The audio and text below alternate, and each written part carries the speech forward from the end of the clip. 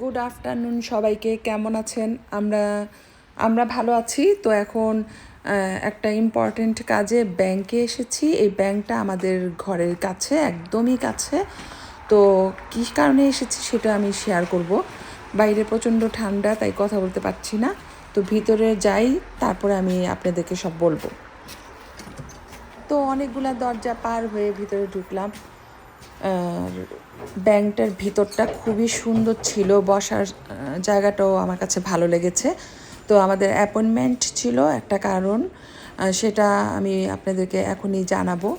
তো আমরা এখন সামনে রিসেপশনে গেলাম, জিজ্ঞেস করলাম যে কখন আমরা ভিতরে যাব কথা বলার জন্য। তো ওনারা বলল যে একটু ওয়েট করতে হবে। তো আমরা এই যে এখানে সিটিং রুম, সেখানে বসেছিলাম।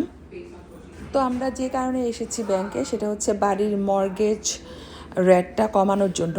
তো মাশাল্লাহ সুন্দরভাবেই অনেকখানি মর্গেজ রেট কমাতে পেরেছি আগামী 3 বছরের জন্য।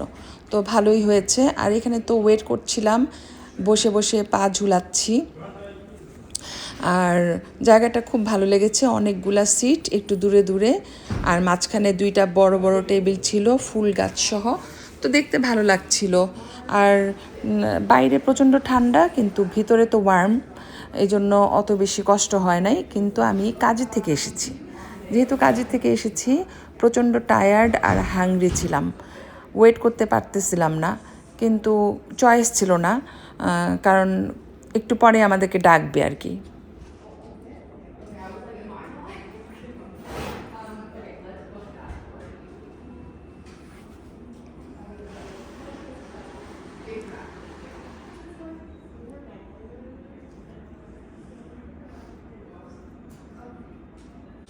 কাজের থেকে মাত্র আসলাম, তারপরেও আমি কিন্তু সরাসরি বাসায় যাই নাই।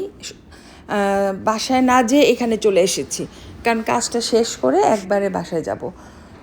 তো এই যে চেয়ারে বসেছিলাম, ঠিক এই সময় কাজের থেকে আবার ডাক এলো।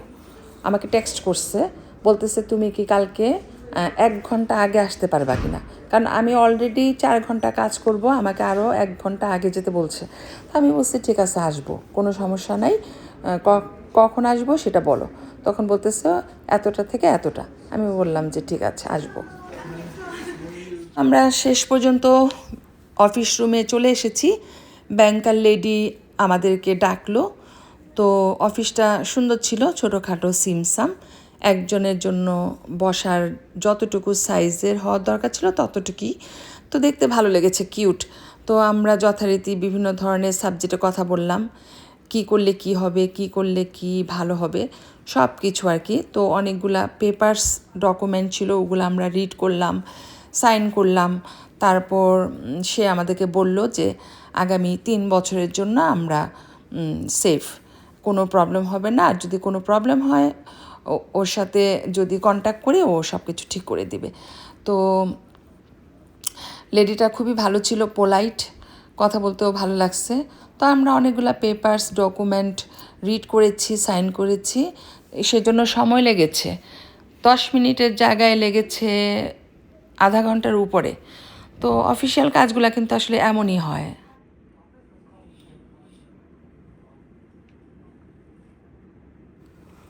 তো লেডিটা একবার সাইন নিল, তারপরে পেপারসগুলো নিয়ে অন্য রুমে গেল, যে ওগুলাকে আবার ফটোকপি করলো, তারপরে আবার ফিরে আসলো। এভাবে 2-3 বার ব্যাক অ্যান্ড ফোর্থ আসা যাওয়া করলো, সেজন্য একটু সময়ও লেগেছে। আর লেডি বলতেছিল যে সরি, কিছু মনে করো না তোমরা, আমি আসছি। আচ্ছা, নো প্রবলেম, তুমি তোমার মতো করে কাজ করো, টেক ইউর টাইম।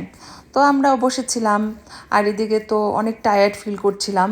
শেষমেশ এখন আমরা বাসার দিকে যাচ্ছি। ওয়েদারটা কিন্তু এত ভালো না, এই যে স্নো পড়ছে দেখাই যাচ্ছে। তো আমরা এখন গাড়িতে উঠে বাড়িতে চলে যাব, মানে বাসায় চলে যাব। বাসায় যেয়ে আমি হাত মুখ ধুয়ে ফ্রেশ হয়ে প্রথমে খাবো, তারপরে খেয়ে অন্য কাজ করব, এই আর কি।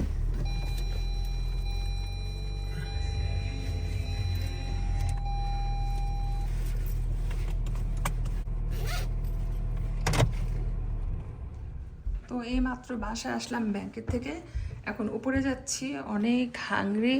প্রথমে কাপড় চোপড় চেঞ্জ করতে হবে, ফ্রেশ হয়ে তারপরে খাবো। তো পিৎজা আছে, বাইরের থেকে অর্ডার করে নিয়ে এসেছি। যদি পিৎজা খেতে মন চায় তো খেলাম, হয়তো 1 স্লাইস খেতে পারি, আর সাথে একটু ভাতও খাবো। High sugar, sugar, look look look look look look, sugar look at me. Wow, good girl, good girl. Okay, এখন দেখি কি খাওয়া যায়। লাঞ্চের টাইম হয়ে গিয়েছে, 2টা বাজে। এই যে একটা চিজ পিৎজা এনেছি, বিগ সাইজের। এটা দিয়ে এখন লাঞ্চ করব।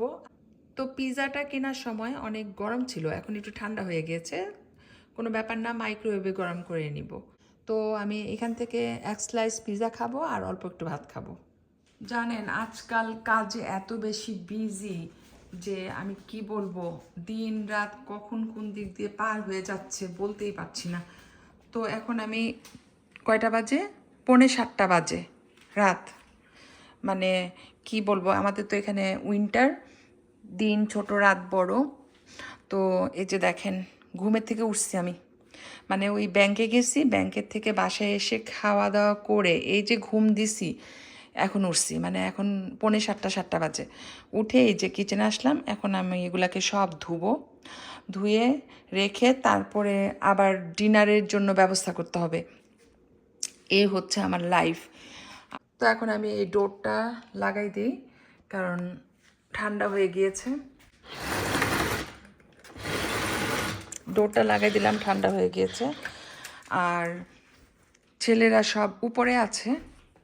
আমার ঘরের অবস্থা খুব মেসি, একটু ক্লিন করতে হবে, টাইডি আপ যেটাকে বলে। এই যে টেবিলে অনেক ধরনের খাবার আছে, বাচ্চারা খাওয়া দাওয়া করেছে।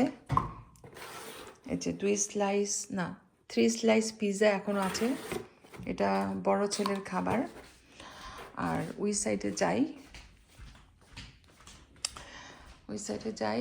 এখন এই সাইডে ছোট ছেলের খাবার আছে, চাইনিজ স্যুপ সহ। তো ওদের খাবারের জন্য আমার তেমন এখন চিন্তা করতে হবে না, ওদের খাবার বাইরের থেকে চলে এসেছে। বড় ছেলের পিৎজা আর ছোট ছেলের চাইনিজ, তো এগুলো দিয়ে ওরা খাবে। আর টেবিলটা একটু টাইডি আপ করতে হবে, অনেক বেশি ম্যাস হয়ে আছে, এই আর কি। তো আজকে আর আমি ভিডিওটা বেশি বড় করব না। সবাই ভালো থাকবেন আর আমাদের জন্য দোয়া করবেন। আল্লাহ হাফেজ।